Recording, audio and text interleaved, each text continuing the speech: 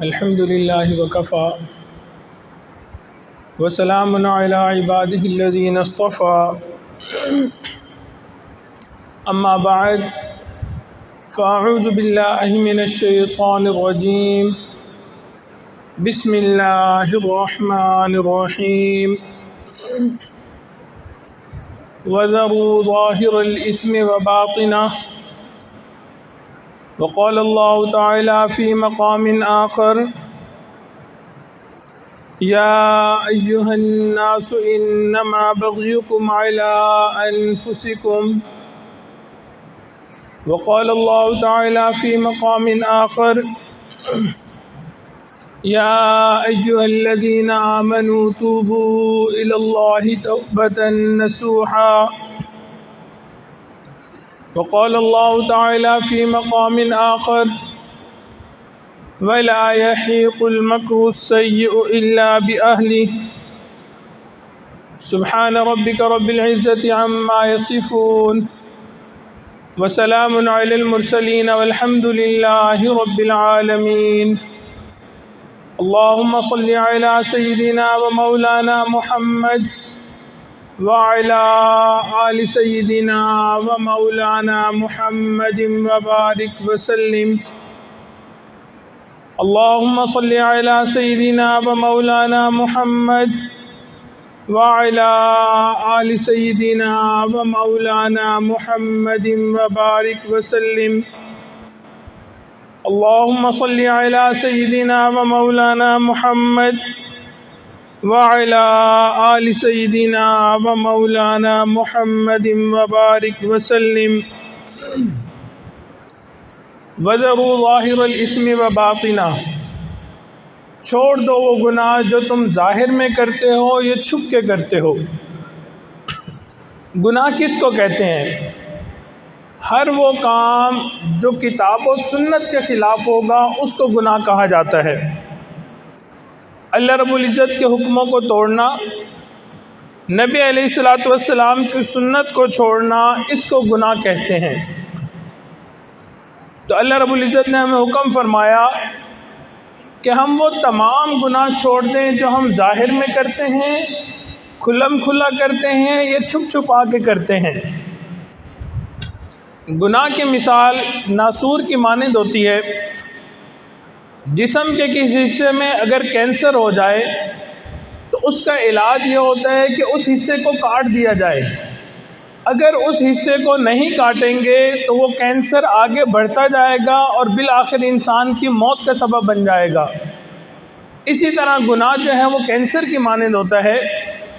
اگر ہم گناہ کرنا نہیں چھوڑیں گے، یہ گناہوں کی عادت پختہ ہوتی جائے گی حتیٰ کہ ایک وقت آئے گا کہ یہ ہماری روحانی موت کا سبب بن جائے گی۔ تو ہمیں گناہوں سے بچنا چاہیے۔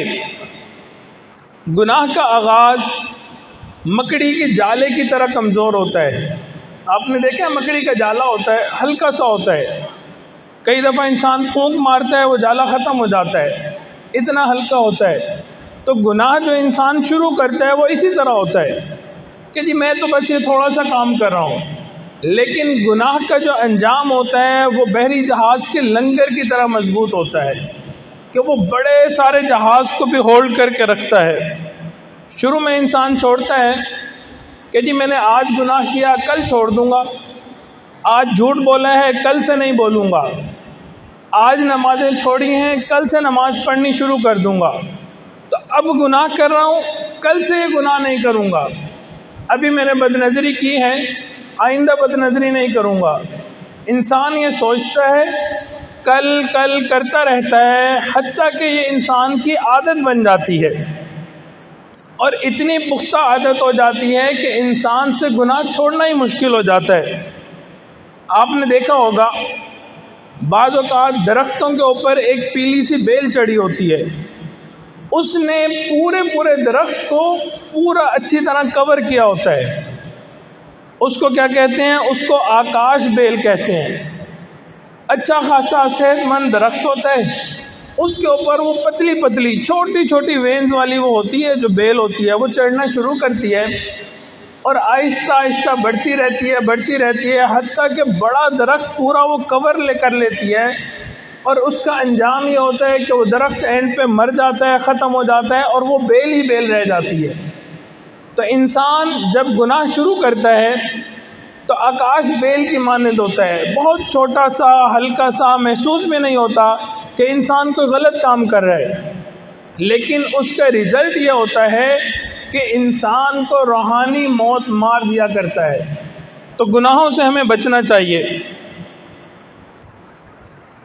اور آج کل کی دنیا میں انسان کوئی گناہ کر رہا ہوتا ہے تو چند سال کے بچے کا لحاظ کرتا ہے، چھوٹا بچہ بھی 7-8 سال کا پھر رہا ہو تو انسان جھجکتا ہے، شرماتا ہے کہ یہ بچہ یہاں پہ موجود ہے، لیکن افسوس کی بات عین اس لمحے میں، اس وقت میں انسان اس پروردگار کو بھول جاتا ہے کہ جو ہر وقت اس انسان کو دیکھ رہا ہوتا ہے۔ اللہ رب العزت نے اپنے ایک نیک بندے کو الہام فرمایا لوگوں کو بتا دیجئے جب یہ گناہ کرتے ہیں وہ تمام دروازے بند کر دیتے ہیں جس سے مخلوق ان کو دیکھ رہی ہوتی ہے، لیکن اس دروازے کو بند نہیں کرتے جس دروازے سے میں پروردگار ان کو دیکھتا ہوں۔ کیا یہ اپنی طرف دیکھنے والوں میں سب سے کم درجے کا مجھے سمجھتے ہیں؟ تو بات تو صحیح ہے کہ ہم جب گناہ کرنے لگتے ہیں تو کوئی بھی چیز ہو اس کو بند کرتے ہیں، کوئی دیکھے نہ، میں رشوت لے رہا ہوں کوئی نہ دیکھے، چھپ کے لوں، کچھ اور غلط کام کر رہا ہوں چھپ کے کروں، لیکن افسوس کہ عین اس لمحے میں ہم پروردگار عالم کو بھول جاتے ہیں۔ لہذا فرمایا گناہوں کو چھوڑ دو، تم ظاہر میں کرتے ہو یا چھپ کے کرتے ہو۔ اور سچی بات یہ ہے کہ اللہ رب العزت کی ہمارے اوپر رحمت ہے کہ اللہ نے ہمارے گناہوں پہ رحمت کا پردہ ڈالا ہوا ہے۔ یہ اللہ رب العزت کی ستاری کا معاملہ ہے، یہ پروردگار عالم کی رحمانیت ہے کہ ہمارے گناہوں کو اللہ رب العزت نے چھپایا ہوا ہے۔ اکمال الشیم میں ایک عجیب بات لکھی ہے، فرماتے ہیں اے دوست جس نے تیری تعریف کی اس نے در حقیقت تیرے پروردگار کی ستاری کی تعریف کی۔ اور واقعی اگر گناہوں میں اللہ رب العزت بو رکھ دیتے، بدبو ہوتی، سمیل ہوتی، تو ابھی جو ہمارے ساتھ لوگ بیٹھتے ہیں، ہمارے دوست ہیں، ہماری تعریفیں کرتے ہیں، تعریفیں کرتے ہوئے ان کی زبانیں نہیں تھکتی، سچی بات یہ ہے کہ ہمارے ساتھ کوئی بیٹھنا گوارا نہ کرتا۔ ہمارے گناہوں سے اگر بو نکلتی ہوتی تو ہمارے ساتھ کوئی بیٹھنا گوارا نہ کرتا۔ یہ کیوں بیٹھنا گوارا کرتے ہیں؟ لوگ کیوں عزت کرتے ہیں، کیوں تعریفیں کرتے ہیں؟ پروردگار عالم نے ستاری کا معاملہ کیا ہوا ہے، ہمارے گناہوں پہ چادر ڈالی ہوئی ہے، ہمارے گناہوں کو چھپایا ہوا ہے۔ عطا ابن ابی رباح رحمۃ اللہ علیہ بڑا الہامی کلام فرمایا کرتے تھے، امام اعظم رحمۃ اللہ علیہ کے اور بھی مشہور مشائخ کے اساتذہ میں سے بھی تھے۔ فرماتے ہیں ایک دفعہ اللہ رب العزت نے مجھے الہام فرمایا اے عطا ان لوگوں سے کہہ دو اگر ان کو رزق میں تھوڑی سی تنگی پریشانی ہوتی ہے یہ فوراً لوگوں میں میرے گلے شکوے شروع کر دیتے ہیں۔ اے عطا لوگوں سے کہہ دو اگر ان کو رزق میں تنگی اور پریشانی ہوتی ہے یہ لوگوں میں بیٹھ کے میرے گلے شکوے شروع کر دیتے ہیں۔ اے عطا ان کا نامہ اعمال گناہوں سے بھرا ہوا میرے پاس آتا ہے، میں نے کبھی فرشتوں کے مجلس میں ان کے گلے شکوے نہیں کیے۔ اور بات سچی ہے کہ ہمارے سر میں درد ہوتی ہے ہم فوراً بیٹھتے ہیں، کوئی پوچھے کیا حال ہے، او جی سر میں بہت درد ہے، او جی کمر میں بہت درد ہے۔ اللہ رب العزت نے ہمیں زندگی عطا کی، اتنے سال ہمیں صحت عافیت والی زندگی دی، کیا کبھی ہم نے اللہ کا شکر ادا کیا؟ کسی نے پوچھا ہو ہم کہیں اللہ کا بہت شکر ہے، اللہ کا بہت کرم ہے، الحمدللہ میں ٹھیک ہوں۔ اس وقت ہم کوئی بات نہیں کرتے، لیکن جیسے ہی کوئی تنگی آئی، کوئی پریشانی آئی، کوئی مصیبت آئی، کوئی بیماری آئی، فوراً اس کے تذکرے شروع کر دیتے ہیں۔ ہر چیز کے اندر اللہ رب العزت نے ایک تاثیر رکھی ہوئی ہے۔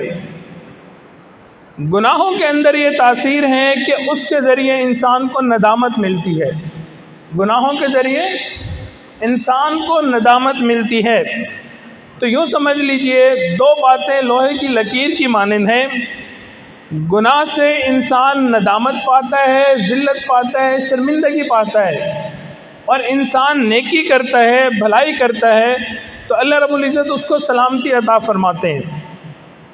ایک انسان کتنی ہی کامیابی سے گناہ کیوں نہ کر لے، کسی کو پتہ نہ کرے، چھپ کے گناہ کر لے، کامیابی کے ساتھ گناہ کر لے، اس کے من میں اس کی وجہ سے ایک ایسی آگ لگے گی کہ انسان پریشان رہے گا۔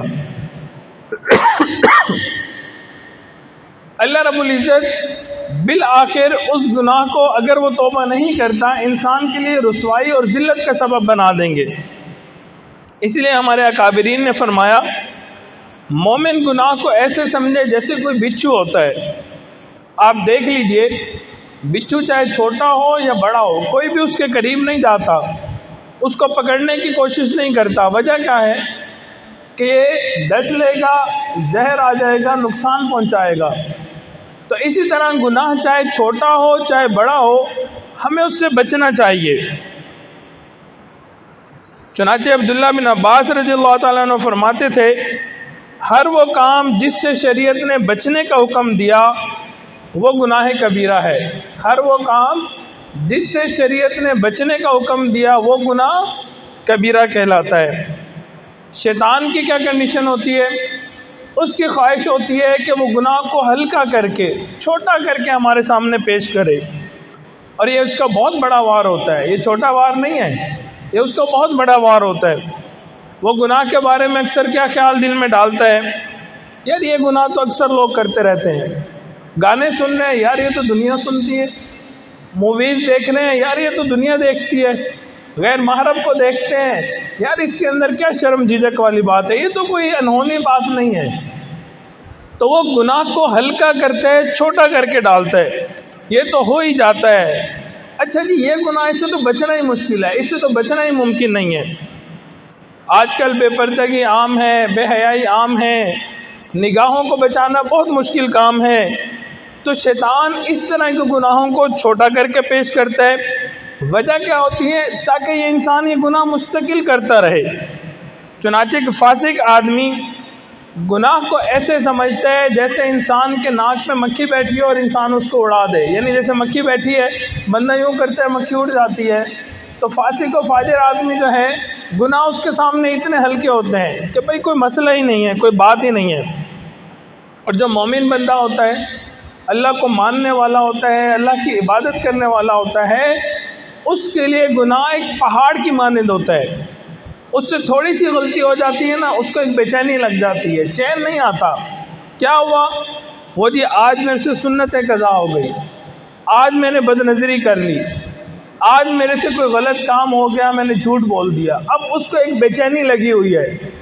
وجہ اللہ رب العزت نے اس کے اوپر ایک وزن ڈال دیا، اس کو لگتا ہے ایک پہاڑ میرے سر پہ ہے، میں نے یہ غلط کام کر لیا، اور اس کا رزلٹ کیا ہوتا ہے؟ انسان پھر گناہوں سے توبہ کرتا ہے۔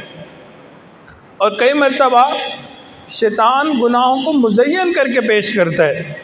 چنانچہ اللہ رب العزت فرماتے ہیں وَقَيَّضْنَا لَهُمْ قُرَنَاءَ فَزَيَّنُوا لَهُم مَّا بَيْنَ أَيْدِيهِمْ وَمَا خَلْفَهُمْ، ہم نے شیطانوں کو ان کا ہم نشین مقرر کر دیا، انہوں نے ان کے اگلے اور پچھلے اعمال کو مزین کر کے دکھایا، یعنی جو گناہ ہے اس کے اندر اٹریکشن ڈال دیتا ہے، خوبصورت کر دیتا ہے، یہ کوئی بری بات نہیں ہے۔ تو ہمیں چاہیے کہ ہم بہت احتیاط کریں، حکم خدا کو حکم خدا سمجھیں، اپنے دل میں عظمت الہی بٹھائیں، اللہ رب العزت کے حکم کو معمولی نہ سمجھیں، یعنی اللہ رب العزت کے حکم کو اتنا بڑا ذہن میں ڈالیں، ذہن میں بٹھائیں، دل میں اتنی جگہ دیں کہ انسان جرأت ہی نہ کر سکے کہ اللہ رب العزت نے کسی چیز سے منع کیا اور ہم اس کام کو کر رہے ہوں۔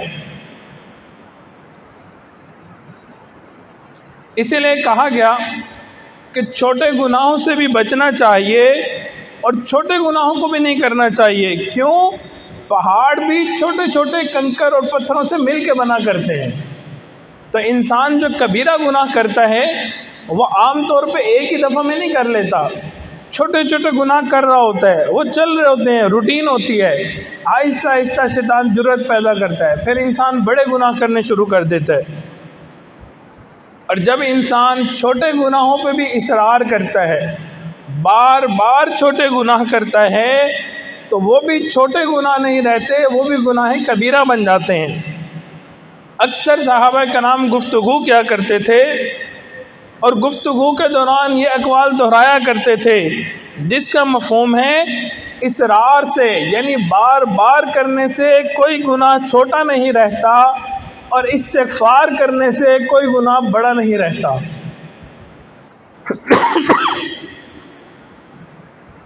اللہ رب العزت فرماتے ہیں وَتَحْسَبُونَهُ هَيِّنًا وَهُوَ عِندَ اللَّهِ عَظِيمٌ، تم اس بات کو معمولی سمجھ رہے تھے حالانکہ اللہ کے نزدیک وہ بہت بڑی بات تھی۔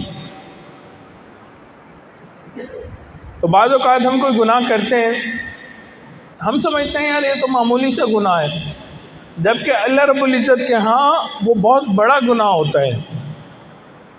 بنی اسرائیل میں ایک راہب تھے، ایک بزرگ تھے، نیک بندے تھے اللہ کے، ان کا نام داموس تھا۔ ایک دفعہ وہ اپنے گھر سے باہر نکلے، ان کے علاقے میں جو پہاڑ تھے وہ خشک تھے، اس پہ سبزہ وغیرہ نہیں ہوتا تھا۔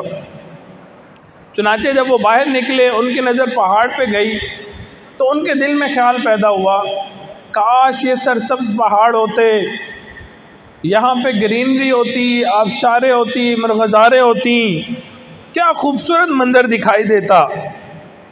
جیسے ہی ان کے دل میں یہ بات آئی، ان کی پکڑ ہو گئی۔ جو اللہ کے قریب ہوتے ہیں نا، جو مقربین ہوتے ہیں، ان کی چھوٹی چھوٹی باتوں پہ بھی پکڑ ہو جاتی ہے۔ اللہ رب العزت نے دل کے انکار فرمایا، اے داموس، اب تو نے بندگی چھوڑ کے تو میرا مشیر بن گیا، تیرے دل میں مشورے آ رہے ہیں کہ کاش یہاں اس طرح چیزیں ہوتی۔ میں نے پروردگار نے جو کیا تجھے اس کے اندر آئیڈیاز سوچ رہے ہیں۔ چنانچہ اللہ رب العزت نے القاء کیا کہ تو نے بندگی چھوڑ دی تو اب ہمارا مشیر بن گیا، کہ تمہیں ہماری تخلیق میں نقص نظر آتے ہیں۔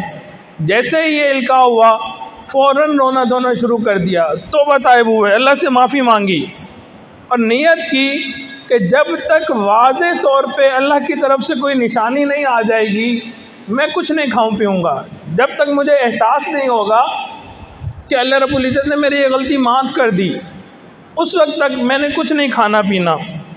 اب اللہ کی شان، سفر میں جا رہے تھے، ایک بستی سے گزر ہوا۔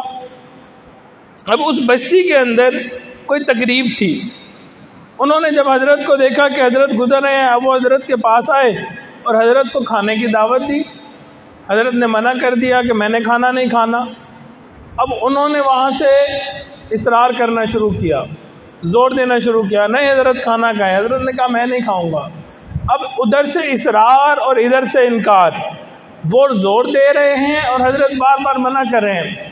جب بہت منع کیا تو لوگوں نے پوچھا حضرت وجہ کیا ہے، آپ کھانا کیوں نہیں کھا رہے، ریزن کیا ہے کھانا نہ کھانے کی؟ تو انہوں نے بتایا میں اپنے گھر سے جب نکلا تھا تو اس طرح میرے ساتھ معاملہ پیش آیا، تو جب تک واضح طور پہ مجھے پتہ نہ چل جائے کہ اللہ رب العزت نے مجھے معاف کر دیا، میں نے یہ نیت کیا ہے کہ میں کھانا نہیں کھاؤں گا۔ ان لوگوں نے جب یہ سنا تو ہنسنے لگے، کہنے لگے یہ کون سا کوئی بڑی بات ہے، آپ کھانا کھائیں، کوئی مسئلہ نہیں، اللہ خیر کرے گا، کوئی اگر مسئلہ ہوا، کوئی عذاب آیا، ہم مل کے بھگت لیں گے۔ جیسے ہی انہوں نے یہ کہا، اللہ رب العزت نے دل میں القاء کیا، اے داموس اس بستی سے نکل جائیے، یہ میرے عذاب کو اتنا ہلکا سمجھتے ہیں، میں اس بستی پہ اپنا عذاب نازل کرنا چاہتا ہوں۔ جیسے ہی حضرت داموس وہاں سے نکلے، اللہ رب العزت نے اس بستی پہ عذاب ڈالا اور سب کے سب لوگ مر گئے۔ تو اللہ رب العزت کے حکموں کو چھوٹا نہیں سمجھنا چاہیے، ہمیں اپنی اوقات میں رہنا چاہیے، اپنی اوقات کو نہیں بھولنا چاہیے۔ انسان بعض اوقات اپنی اوقات بھول جاتا ہے اور معلوم نہیں ہوتا کہ کیا بات کر دے اور پروردگار کی طرف سے پکڑ آ جائے۔ تو ہمیں گناہوں کو چھوڑنا ہے، چاہے وہ ظاہر میں کر رہے ہوں، چاہے چھپے ہوئے کر رہے ہوں۔ گناہ بری چیز ہے، 4 باتیں ایسی ہیں جو گناہوں سے بھی زیادہ بری ہیں. گناہ کرنا برا ہے، لیکن 4 باتیں ایسی ہیں جو گناہ کرنے سے بھی زیادہ بری چیز ہیں. سب سے پہلی چیز گناہوں کو ہلکا سمجھنا. سب سے پہلا گناہوں کو ہلکا سمجھنا. اگر کسی بندے سے گناہ ہو جائے، اس سے کوئی غلطی ہو جائے، تو اسے چاہیے کہ وہ فوراً گناہ سے توبہ کر لے، گناہ کو ہلکا نہ سمجھے. اور اگر وہ گناہ کرتا ہے اور اس کے بعد یہ سوچتا ہے کہ جی کوئی بات نہیں، یہ اس سے زیادہ برا ہے کہ اس نے جو گناہ کیا تھا. دوسری بات گناہ کرنا اور گناہ کر کے اس پہ خوش ہونا. ایک گناہ کرنا اور اس کے بعد اس گناہ کے اوپر خوش ہونا.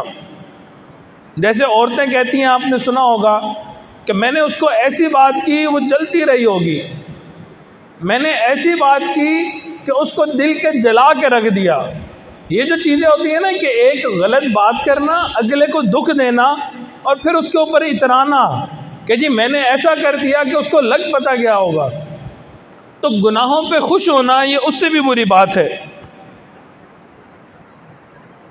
تیسری بات گناہ پہ اصرار کرنا، یعنی ایک گناہ کو بار بار کرنا، بار بار اس گناہ کو ریپیٹ کرنا کہ انسان اس کو ہلکا سمجھنے لگ جائے، انسان کو فیل ہی نہ ہو میں کوئی گناہ کر رہا ہوں.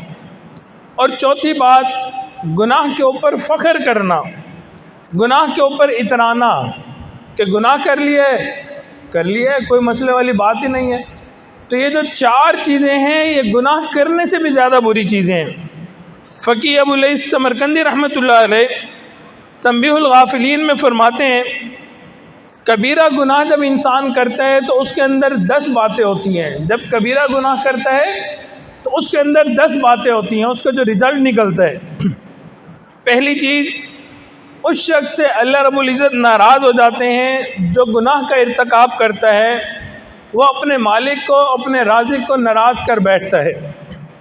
دوسرا اس کا رزلٹ کیا ہوتا ہے؟ شیطان خوش ہو جاتا ہے. تیسرا اس کا رزلٹ یہ ہوتا ہے کہ یہ انسان جہنم کے قریب ہو جاتا ہے. چوتھا رزلٹ یہ نکلتا ہے گناہ کا کہ انسان جنت سے دور ہو جاتا ہے.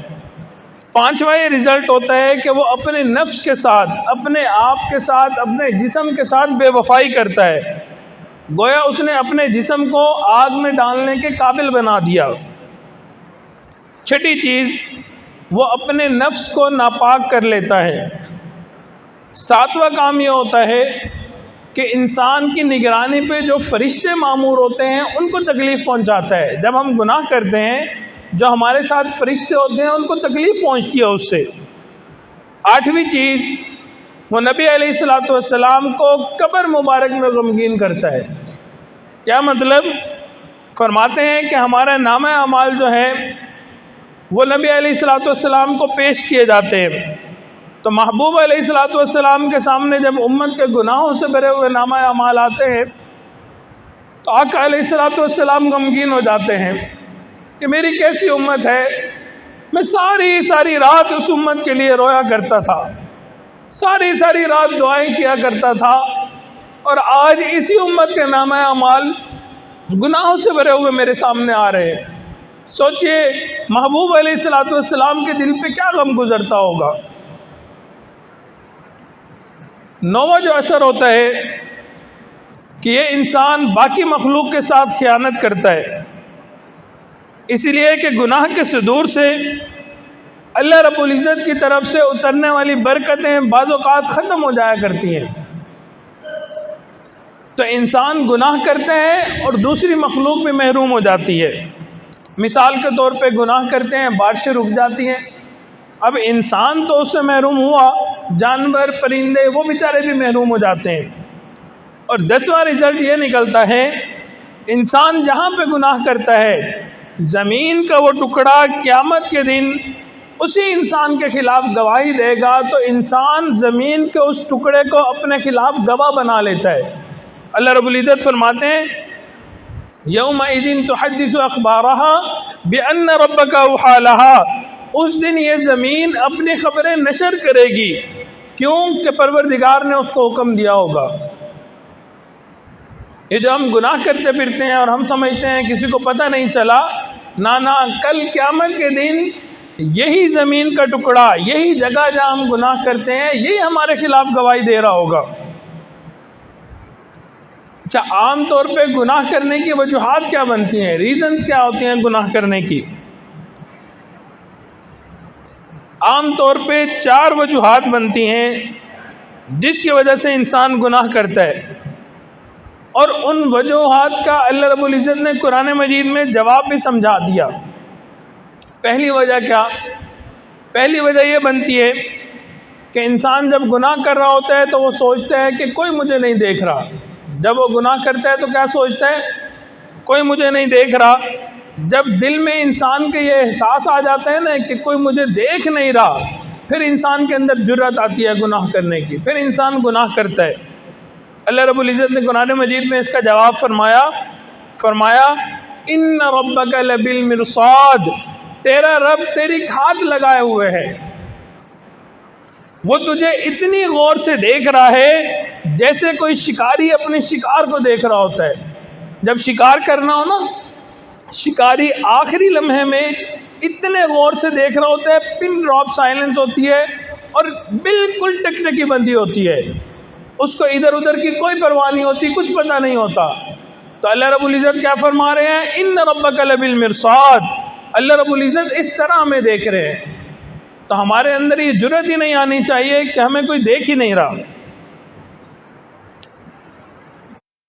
دوسری وجہ، آدمی گناہ کرتے ہوئے یہ سمجھتا ہے کسی کو پتہ ہی نہیں ہے، میں فون کے اوپر بات کر رہا ہوں، کسی کو علم ہی نہیں ہے اس چیز کا، کسی کو اندازہ ہی نہیں ہوا، میں نے اتنے اچھے طریقے سے گناہ کر لیا، کسی کو پتہ بھی نہیں چلا۔ جب دل میں یہ خیال آ جائے کہ کسی کو پتہ نہیں چلا تو یہ انسان کے گناہ کا سبب بنتا ہے۔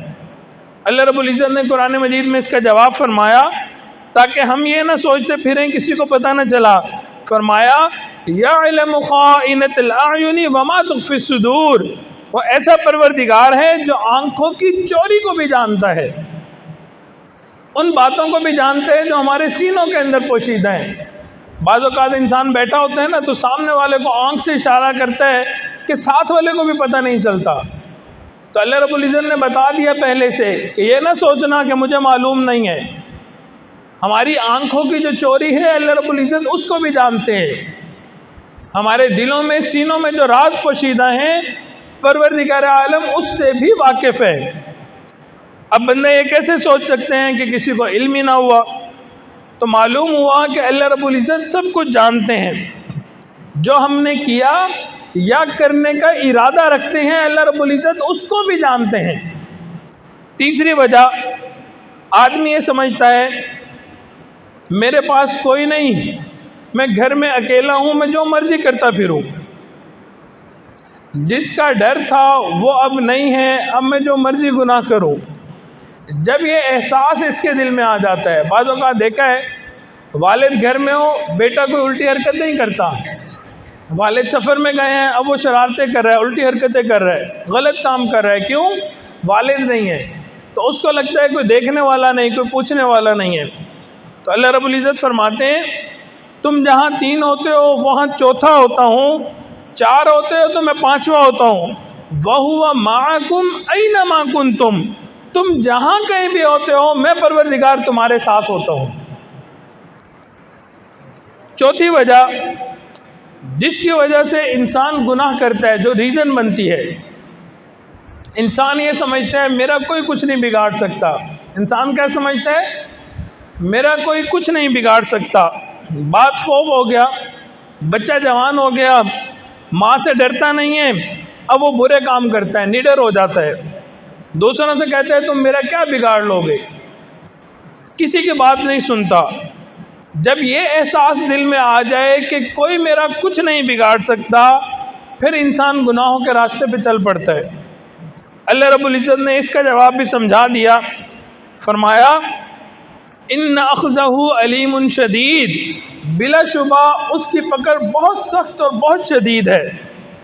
فصب علیہم ربک صوت عذاب، آپ کے رب نے ان پر عذاب کا کوڑا برسا دیا۔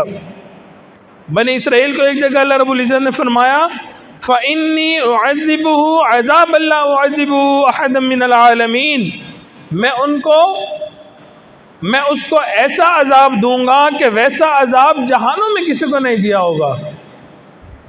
تو ایسی بات نہیں ہے کہ کوئی ہمیں دیکھنے والا نہیں، پوچھنے والا نہیں ہے، اللہ رب العزت موجود ہیں۔ لہٰذا اس بات کا بھی جواب دے دیا کہ کوئی میرا کچھ نہیں بگاڑ سکتا۔ اب جب ہم گناہ کر لیتے ہیں تو گناہوں کے اوپر انسان کے کون کون گواہ بنتے ہیں وہ بھی ذرا سن لیجئے۔ سب سے پہلے جب ہم گناہ کرتے ہیں اور بہت بہترین طریقے سے کرتے ہیں، اپنی طرف سے ہم نے بہترین طریقے سے گناہ کیا کہ کسی کو پتہ ہی نہ چلا، ہم سمجھتے ہیں کسی کو علم ہی نہیں ہوا، میں نے ایسے گناہ کیا کہ کسی کو نہیں معلوم کہ میں نے کیا کیا ہے۔ ایسی بات نہیں ہے۔ کل قیامت کے دن گواہ کھڑے ہوں گے ان گناہوں پہ، جن کو ہم سمجھتے ہیں کہ ہم نے فلالیس گناہ کیا، کسی کو پتہ ہی نہیں ہے اس بارے میں جانتا ہوں بس اور کسی کو نہیں پتہ۔ ایسی بات نہیں ہے۔ 4 ایسے گواہ ہیں، جب بھی ہم گناہ کرتے ہیں، جہاں بھی گناہ کرتے ہیں، ان کو معلوم ہوتا ہے۔ کون کون سے گواہ ہیں؟ سب سے پہلے کرامن کاتبین، ہر وقت انسان کے ساتھ ہوتے ہیں۔ وَإِنَّا عَلَيْكُمْ لَحَافِظِينَ، تمہارے اوپر ہمارے نگران مقرر ہیں، کرامن کاتبین، دونوں مقرر فرشتے ہیں۔ یعلمون ما تفعلون، ہم جو کرتے ہیں وہ اس کو لکھ رہے ہیں، ان کو سب معلوم ہوتا ہے ہم کیا کرتے پھر رہے ہیں۔ دوسرا گواہ کون سا ہوتا ہے؟ انسان کے اپنے اعضاء، جن سے انسان گناہ کرتا ہے، جن اعضاء کی لذت کی خاطر انسان گناہ کرتا ہے، کل قیامت کے دن وہی اعضاء انسان کے خلاف گواہی دیں گے۔ فرمایا الیوم نختم علی افواہہم، آج کے دن ہم ان کے ہونٹوں پہ مہر لگا دیں گے، زبانیں بند کر دی جائیں گی، سیل لگا دی جائے گی۔ دنیا میں انسان جھوٹ بولتا تھا، غلط بیانی کر لیتا تھا، قیامت کے دن انسان کے منہ پہ ایک سیل لگا دی جائے گی، زبان بند کر دی جائے گی۔ وَتُكَلِّمُنَا أَيْدِيهِمْ، انسان کے ہاتھ جو ہیں وہ تکلم کریں گے، کلام کریں گے۔ وَتَشْهَدُ أَرْجُلُهُمْ بِمَا كَانُوا يَكْسِبُونَ، انسان کی رانیں گواہی دیں گی کہ وہ کیا کرتی پھرتی تھی۔ تو جن اعضاء کی لذت کی خاطر، جن اعضاء کے مزے کی خاطر ہم گناہ کرتے ہیں، کل قیامت کے دن یہی اعضاء ہمارے خلاف گواہی دیں گے۔ یوم تبلی السرائر، یہ دن ہوگا جب ہم سارے بھید کھول دیں گے۔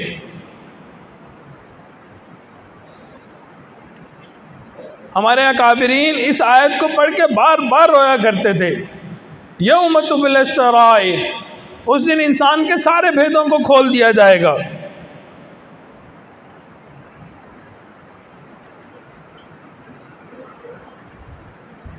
اس دن جب انسان کے اعضاء انسان کے خلاف گواہی دیں گے تو یہ ان سے جھگڑے گا، یہ انسان ان اعضاء سے کہے گا لِمَ شَهِدْتُمْ عَلَيْنَا، تم نے ہمارے خلاف گواہی دی۔ قالوا، وہ اعضاء کہیں گے انطقنا اللہ، اللہ نے ہمیں بولنے کی طاقت دی، الذی انطق کل شیء، جس نے ہر چیز کو گویائی عطا فرمائی۔ تو ذرا سوچئے، ہم لوگوں سے پردہ کر سکتے ہیں، لوگوں سے چھپ سکتے ہیں، چھپ کے گناہ کر سکتے ہیں، کیا ہم اپنے اعضاء سے چھپ سکتے ہیں؟ انہی اعضاء کی لذت کی خاطر تو ہم گناہ کرتے ہیں، اور یہی اعضاء کل قیامت کے دن ہمارے خلاف گواہی دیں گے۔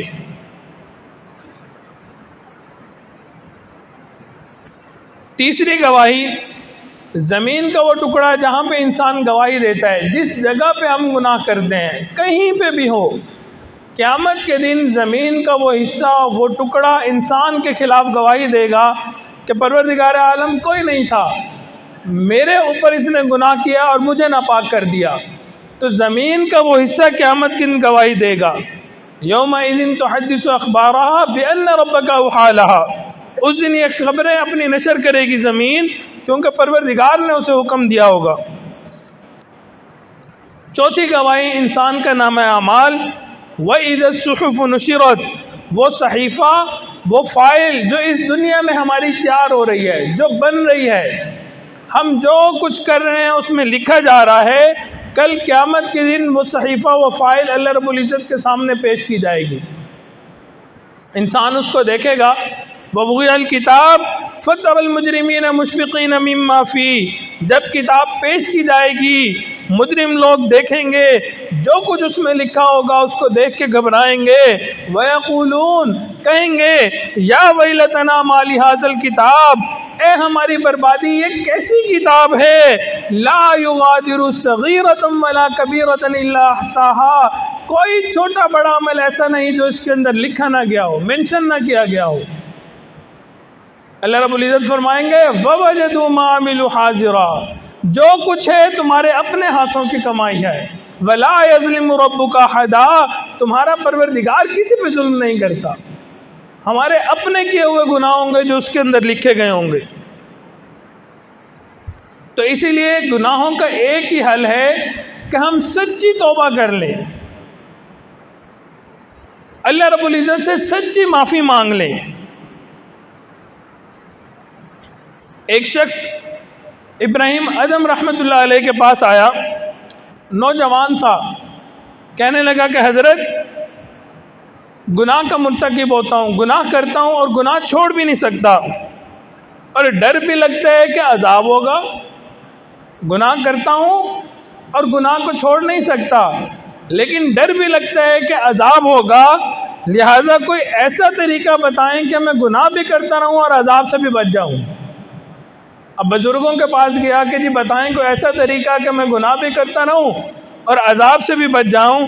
اللہ والے جو ہوتے ہیں وہ بڑے دانا بینا لوگ ہوتے ہیں. وہ یہ نہیں ہوتا کہ ایسی بات سنی اور اسے کہا چل پڑے جا، دھکے دے دیے، نکال دیا کہ کیا فضول بات کر رہا ہے. نہیں، وہ پیار سے سمجھاتے ہیں، محبت سے بٹھاتے ہیں، ایسی بات کرتے ہیں جو انسان کے دل میں اتر جائے.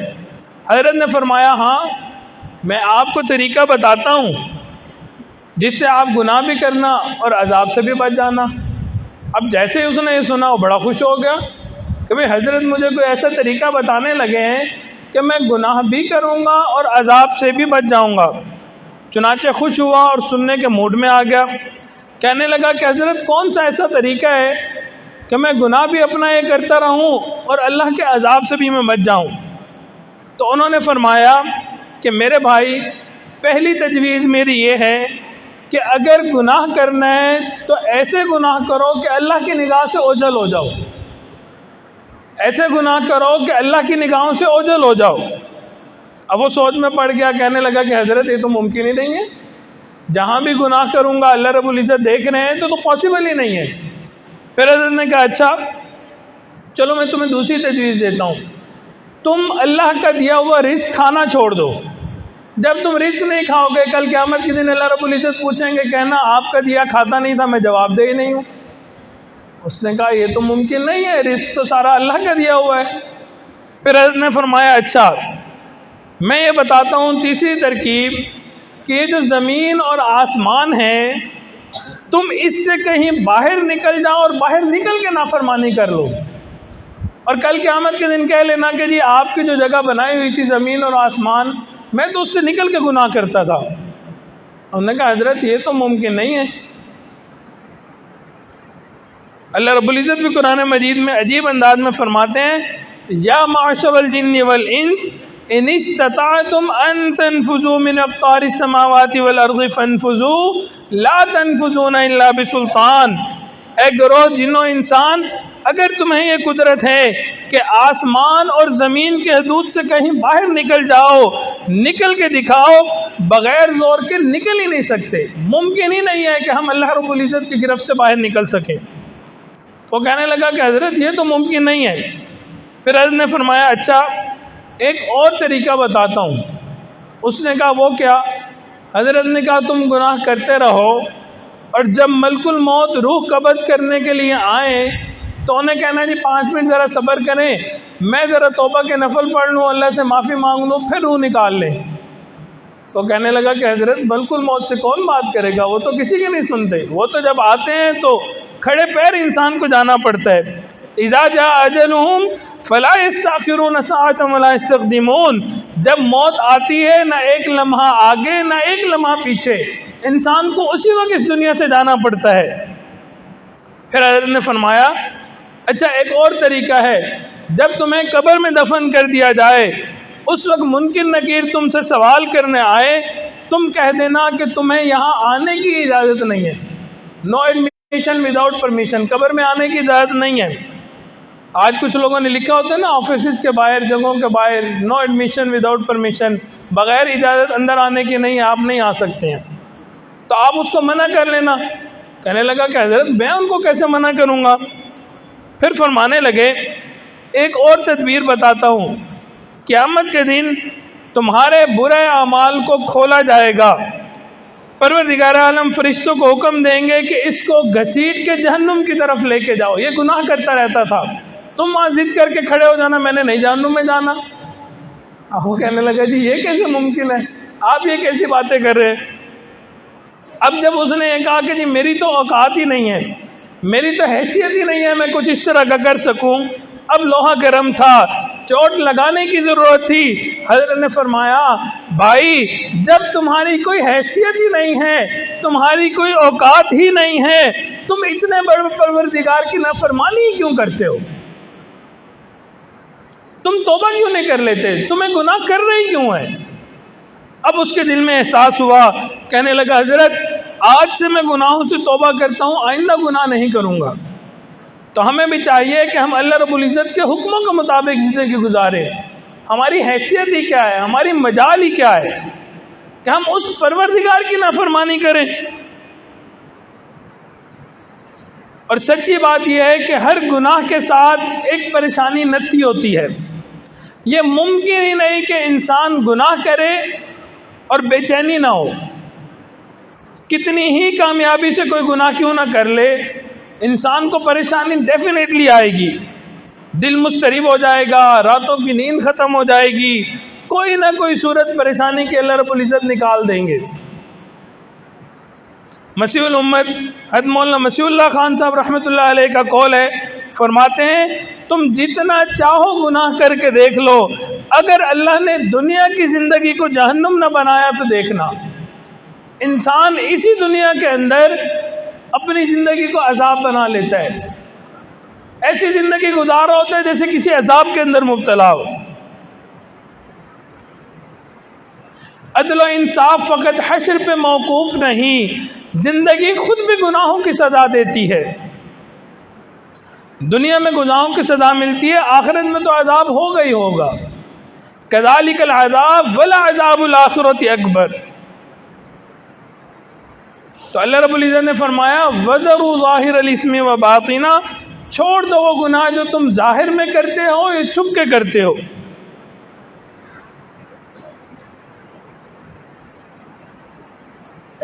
یا ایھا الناس انما بغیکم علی انفسکم، اے انسانوں تمہاری بغاوت کا وبال، تمہارے گناہوں کا وبال تمہاری اپنی جانوں پر ہے۔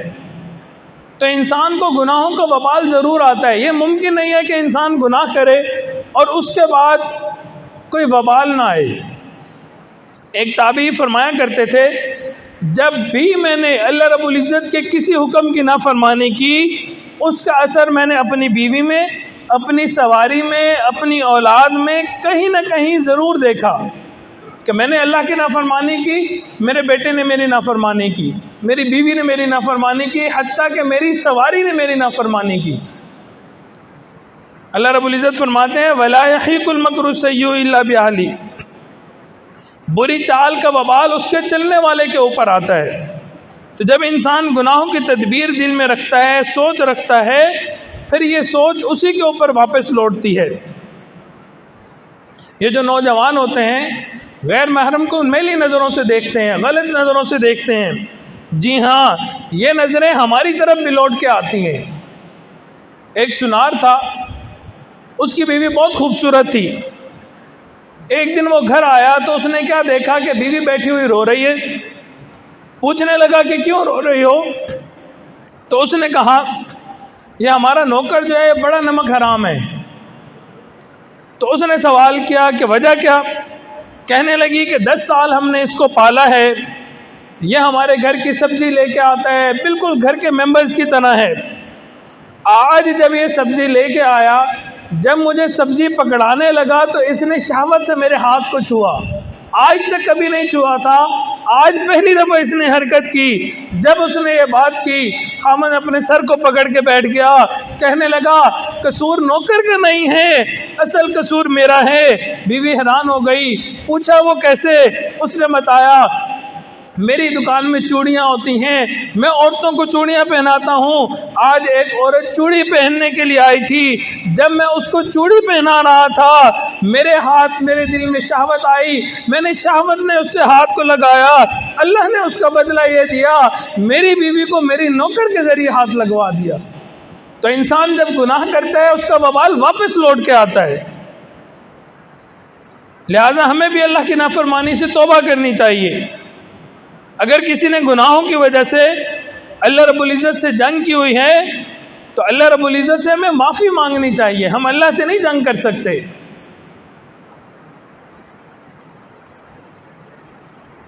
اور جو اللہ سے جنگ کرنا چاہتے ہیں پھر اللہ رب العزت ان کی پگڑیوں کو اچھال کے رکھ دیتے ہیں، دنیا میں ذلیل و خوار کر کے رکھ دیتے ہیں، گھر بیٹھے بٹھائے انسان ذلیل ہو جاتا ہے۔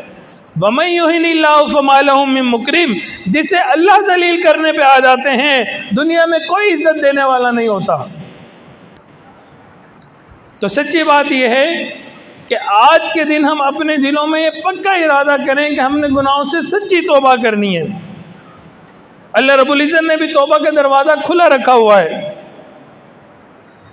باقی دروازے کھلتے اور بند ہوتے رہتے ہیں، مگر توبہ کا دروازہ ایسا ہے جو ہمیشہ کھلا رہتا ہے۔ تو ہمیں چاہیے کہ توبہ کے ذریعے سے اللہ سے معافی مانگیں۔ اللہ رب العزت اتنے کریم ہیں، اتنے مہربان ہیں، بندے کی جب توبہ ہوتی ہے اللہ رب العزت بے انتہا خوش ہوتے ہیں۔ لہٰذا ہمیں چاہیے کہ ہم گناہوں سے سچی پکی توبہ کریں۔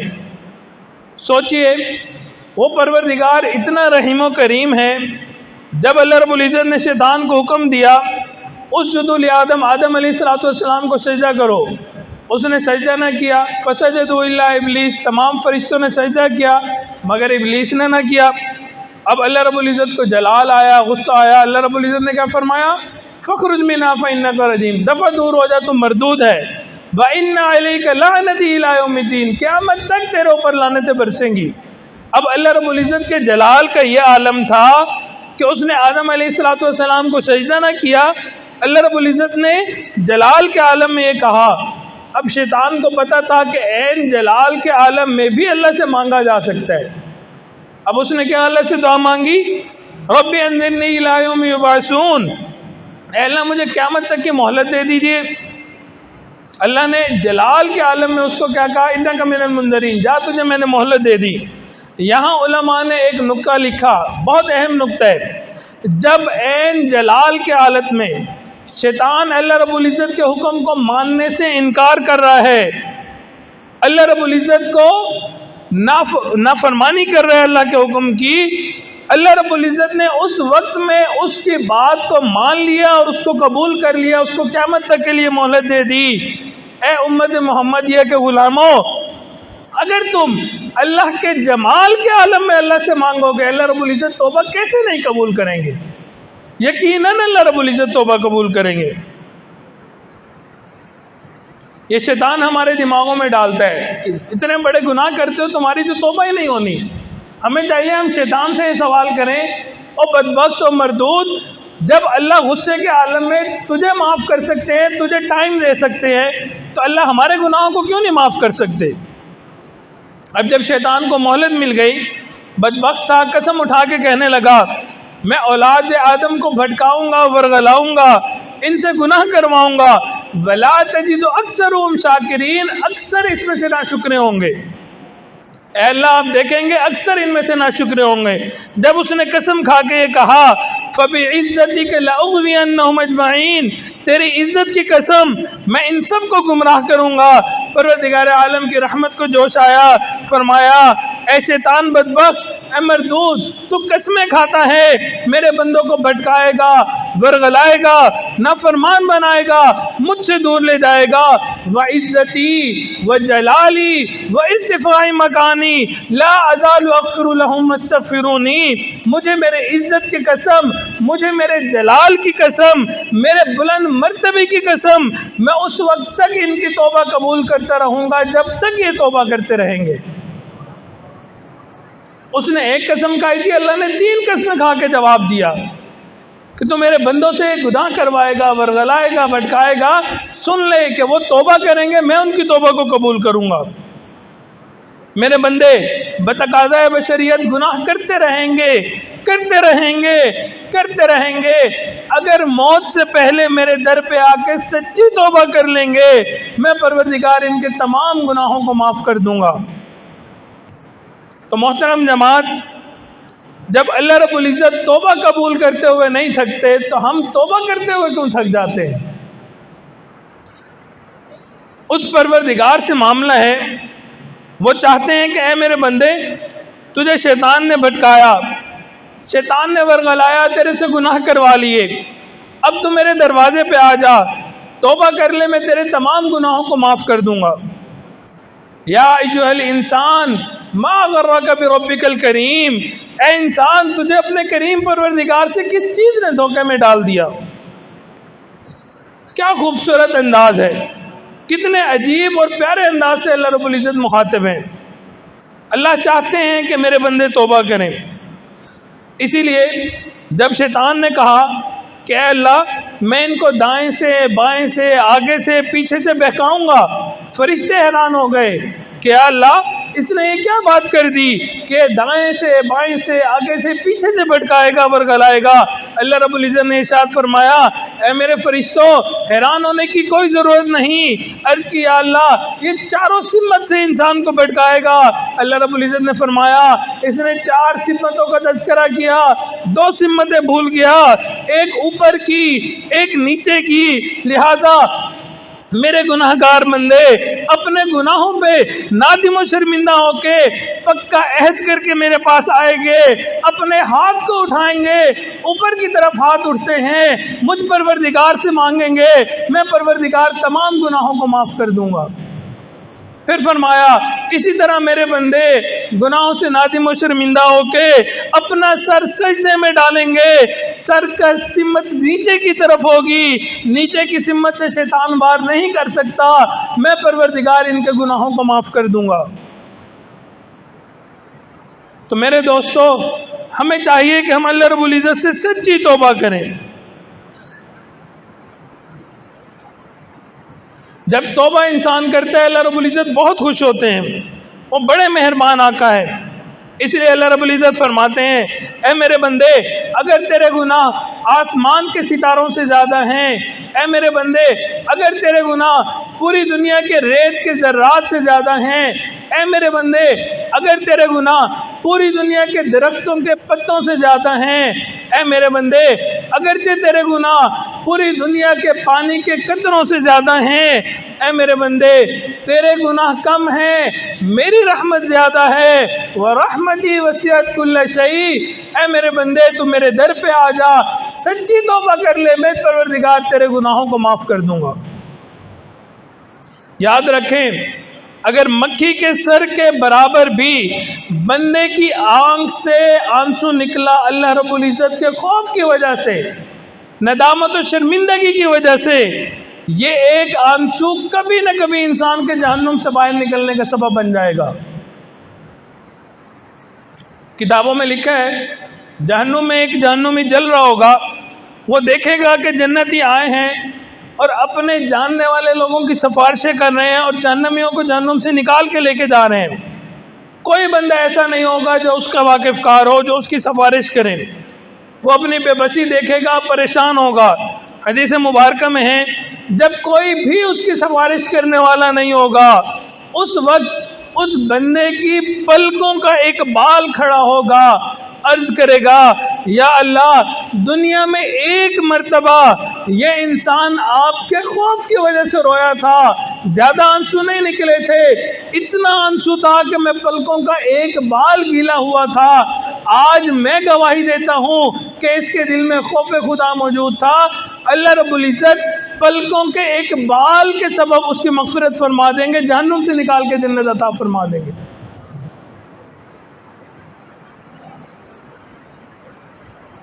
اللہ کے حضور دعا مانگا کریں، اے اللہ ہمیں گناہوں کے موقع سے بھی بچا لیجئے، غم حیات کے سائے محیط نہ کرنا، کسی غریب کو دل کا غریب نہ کرنا، میں امتحان کے قابل نہیں میرے مولا، مجھے گناہ کا موقع نصیب نہ کرنا۔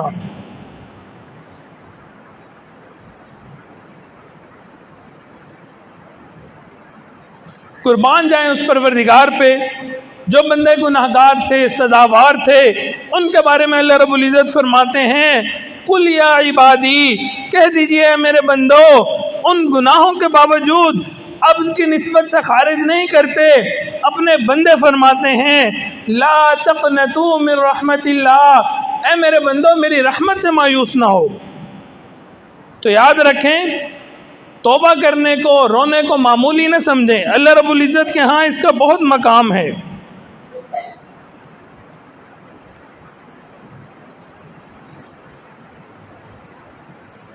میں ایک واقعہ سنا کے اپنی بات کو مکمل کرتا ہوں۔ ایک اللہ والے تھے، انہوں نے اپنے بیٹے کو ایک دکان بنا کے دی، لیکن شرط رکھی کہ جو سارا دن میں تم بیچو گے یا خریدو گے، رات میں جب میں آؤں گا تو تم مجھے اس کا حساب کتاب دو گے۔ تو بیٹے نے کہا ٹھیک ہے، کوئی مسئلہ نہیں ہے ابو جی، میں روزانہ حساب دوں گا۔ اب اس نے دکان میں کام شروع کیا، روزانہ والد رات اس کے ساتھ بیٹھتے اور اس سے حساب کتاب پوچھتے، کیا کیا، کس سے لیا، کتنا دیا، کیا کیا۔ اب کچھ دن تو وہ بیٹا حساب کتاب دیتا رہا، اور کچھ دن کے بعد اس نے کہا کہ ابا جی اب میرے سے حساب کتاب نہیں دیا جاتا، میں نہیں آپ کو روزانہ کا حساب کتاب دے سکتا۔ اس پہ ان اللہ والوں نے اس کو سمجھایا بیٹا دکان تو مقصود نہیں تھی، آپ کو یہ سمجھانا مقصود تھا، آج تم اپنے بوڑھے باپ کے سامنے ایک دکان کا حساب نہیں دے سکتے، کل قیامت کے دن اپنی 50 60 70 سالہ زندگی کا حساب اللہ کے سامنے کیسے دو گے؟ تو معزز سامعین، آج ہم قدم بڑھائیں، اللہ رب العزت کے ساتھ صلح کر لیں۔ آج وقت ہے، آسانی سے صلح ہو سکتی ہے، یہ کھلی آنکھیں جب بند ہو جائیں گی صلح کے راستے بھی بند ہو جائیں گے۔ بہلول دانا رحمۃ اللہ علیہ ایک بڑے بزرگ گزرے ہیں، اللہ کے بہت بڑے ولی اور مجذوب تھے، لوگ ان کو دیوانہ کہتے تھے، جبکہ وہ بہت بڑے دانا تھے۔ ایک مرتبہ بازار میں بیٹھے ہوئے تھے، بڑے غمگین تھے، کسی نے پوچھا بہلول کیا ہوا، آپ بازار میں بیٹھے ہیں اور بہت غمزدہ اور غمگین دکھائی دے رہے ہیں، فکر مند بیٹھے ہوئے ہیں۔ تو کہنے لگے کیا کروں، اللہ اور بندوں کے درمیان صلح کروانے کی کوشش کر رہا ہوں۔ اس بندے نے پوچھا پھر کیا بنا، صلح ہو گئی؟ فرمایا نہیں۔ پوچھا کیوں صلح نہیں ہوئی؟ جواب دیا اللہ صلح کرنے پہ راضی ہے، یہ بندے صلح کرنے پہ تیار نہیں۔ چند دنوں کے بعد بہلول دانا کو اسی شخص نے قبرستان میں بیٹھے ہوئے دیکھا، بہت مغموم و پریشان تھے۔ پوچھا بہلول بڑے مغموم، بڑے پریشان نظر آتے ہو، کیا وجہ ہے؟ بہلول دانا کہنے لگے میں اللہ اور اس کے بندوں کے درمیان صلح کروانے کی کوشش کر رہا ہوں۔ اس نے پوچھا کیا بنا بہلول، صلح ہو گئی؟ کہنے لگے نہیں ہوئی۔ پوچھا کیوں نہیں ہوئی؟ کہنے لگے اے انسان، آج یہ بندے صلح کرنے کو تیار ہیں لیکن پروردگار صلح کرنے کو راضی نہیں ہے۔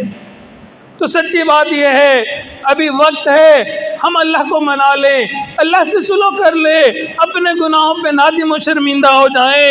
اگر آج ہم نے اللہ سے صلح نہ کی، یاد رکھیں کل ایک وقت آئے گا ہم چاہیں گے ہم اللہ سے صلح کر لیں، اللہ رب العزت صلح کرنے کو تیار نہیں ہوں گے، موت کے بعد ہم کچھ نہ کر سکیں گے۔ ہمیں چاہیے ہم اللہ رب العزت کو راضی کر لیں۔ سچی بات یہ ہے اگر ہم اس دنیا سے چلے گئے اللہ کو ناراض کر کے، ہمارے ہاتھ کچھ نہیں آئے گا، کسی نے کیا خوب کہا، میں نے پلکوں سے در یار پہ دستک دی ہے، میں وہ سائل ہوں جسے کوئی صدا یاد نہیں، آؤ ایک سجدہ کرے عالم مدہوشی میں، کون کہتا ہے کہ عاصی کو خدا یاد نہیں۔ وآخر دعوانا الحمدللہ رب العالمین۔